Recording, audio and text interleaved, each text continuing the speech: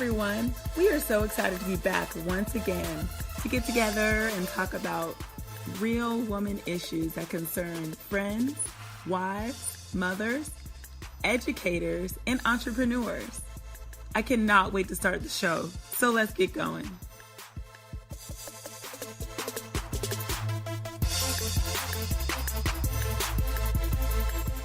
And we're back. Hi, welcome back, everyone. We are enjoying our spring break. Yes.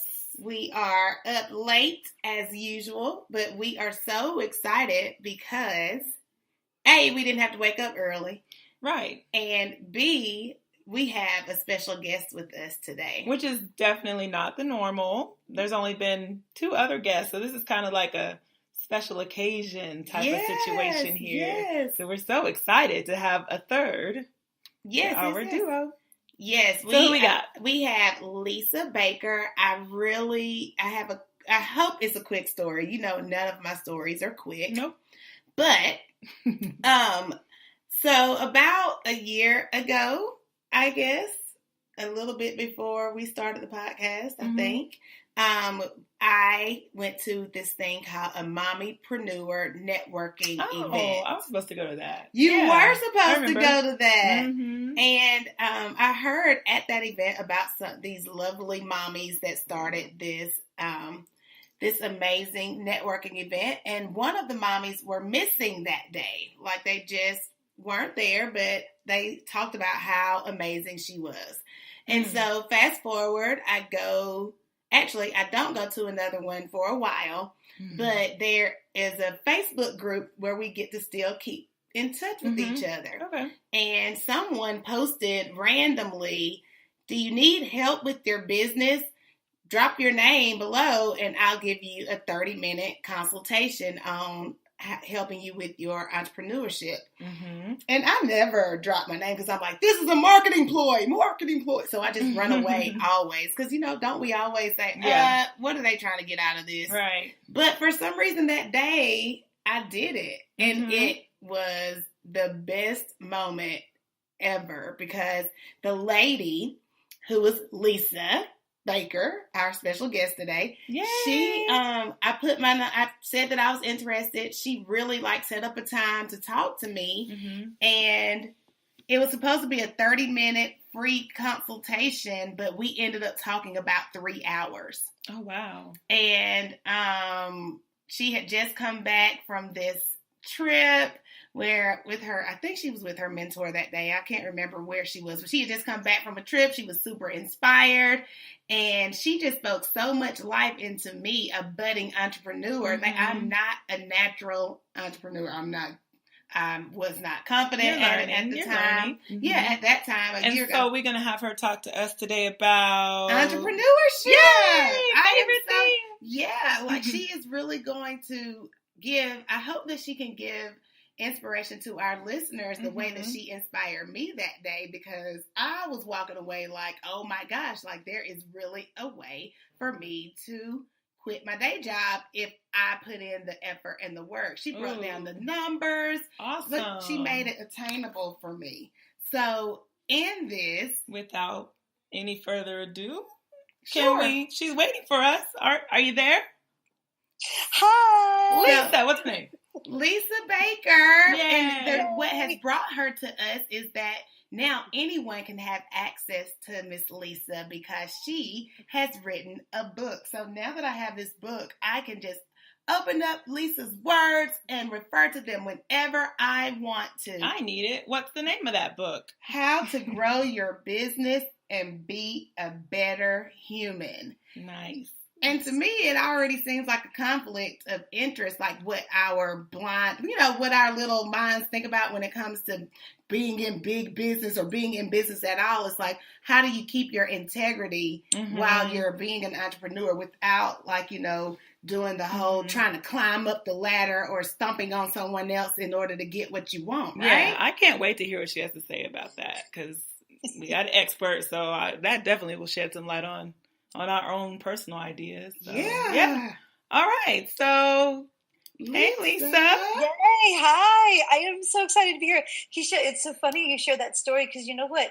I had actually forgotten. I mean, of course I remember our conversation, but the part that I'd forgotten was I actually, the thing that led to me writing this book was really just kind of the seed of an idea when you and I had that conversation. Because I don't know if you remember at the end of that conversation, you were like, so I want to hire you. Like, what do I do? Yes, And I was did. like, you can't hire me. I'm not, this is not a marketing thing. Wow.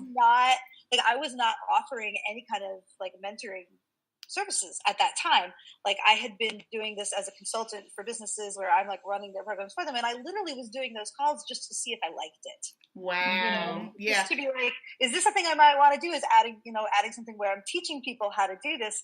And yeah, like after talking with you and the other people, I was like, hell yes, I definitely want to do this. And so, so I've had a couple of people go through my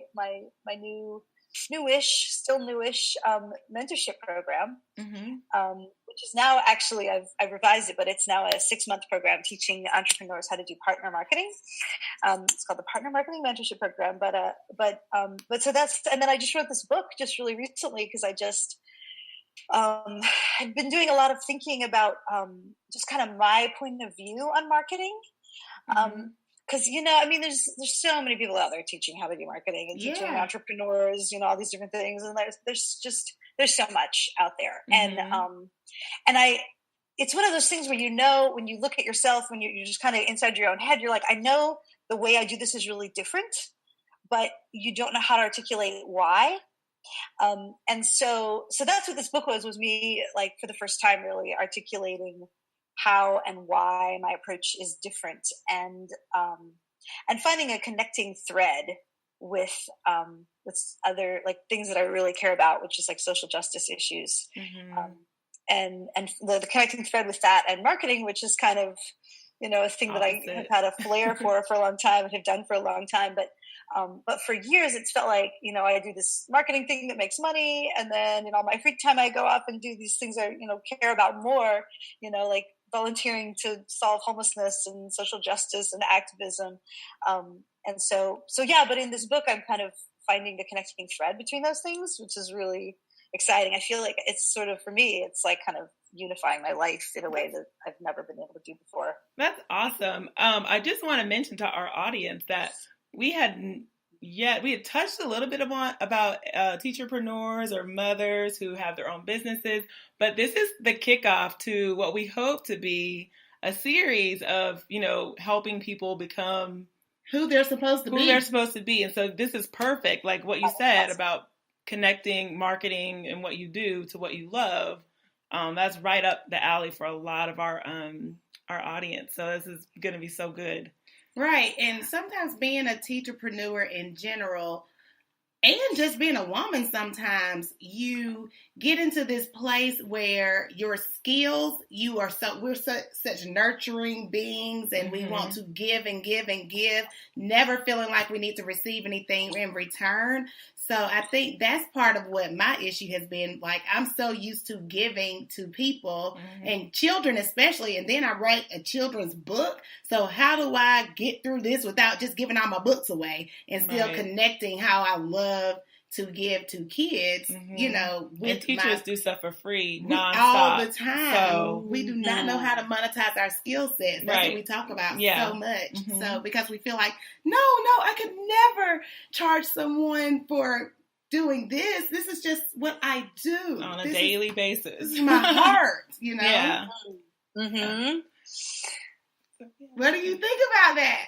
What do I think about it? Oh my God, I think so much about that. So like, yeah, I think there's a ton around just the whole issue of pricing and value, and I actually I had a conversation with somebody recently. So like, what the main thing that I teach is not like entrepreneurship in general. It's this particular type of marketing, which is partner marketing,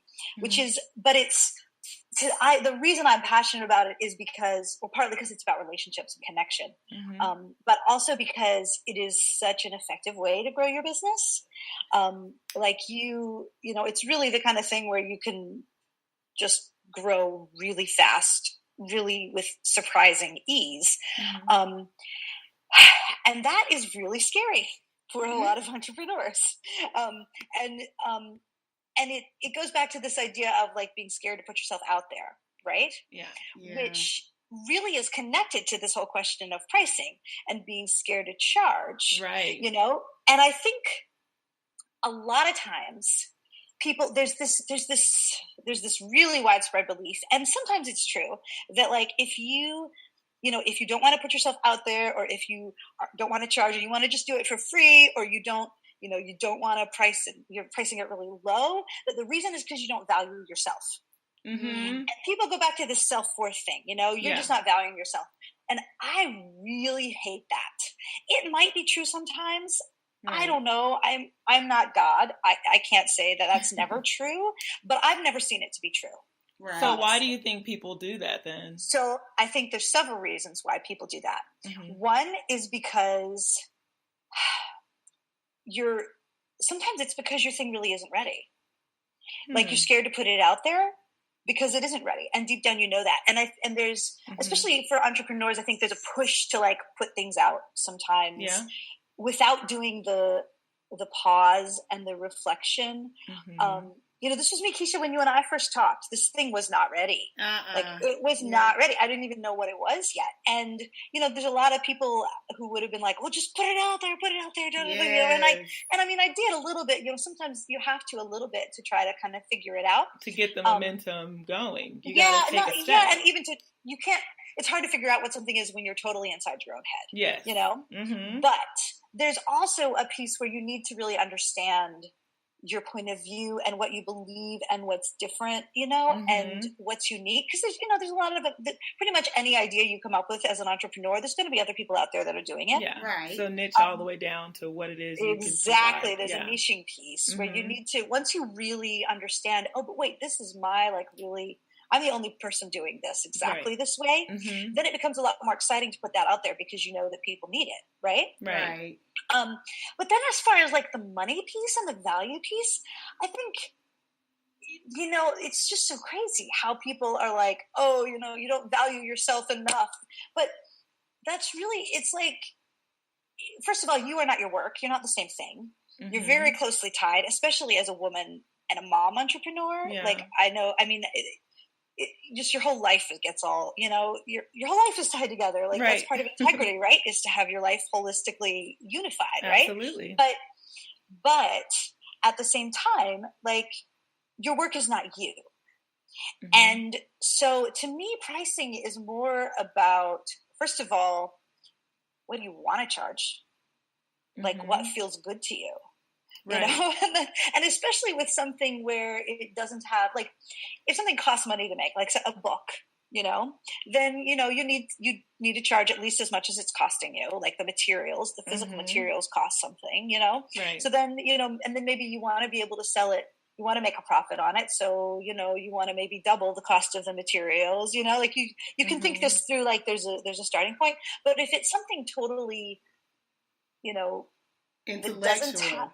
Your intellectual property. Like your time right. or a digital product. Right. It is literally just like, what do you want to charge? What does it feel like it's worth? And then it's also a question of what are people willing to pay for it? And I mean, I really think we overthink this whole pricing thing of like, what am I worth? What is my time worth? We take it too well, deep. Good God, woman, you're a mother. Like your time is worth infinite. Yeah. Like nobody can pay you enough. There's not enough money in the whole universe to be worth your time. You're an effing goddess. Right. So, like, I mean, really, that's like every woman entrepreneur, bam, like you can't put a value on your time. Right. You know? But you can say, well, I want to be able to serve people who, like, I'm excited about helping, people who are early stage entrepreneurs. Well, they have less money, so my prices are going to be lower. Right. Yeah. Or, maybe I want to make a lot of money. So I'm going to aim to serve people who are later stage entrepreneurs. Maybe they've got an employer or two and my prices are going to be a lot higher. I love how direct you're putting everything. Because, I mean, honestly,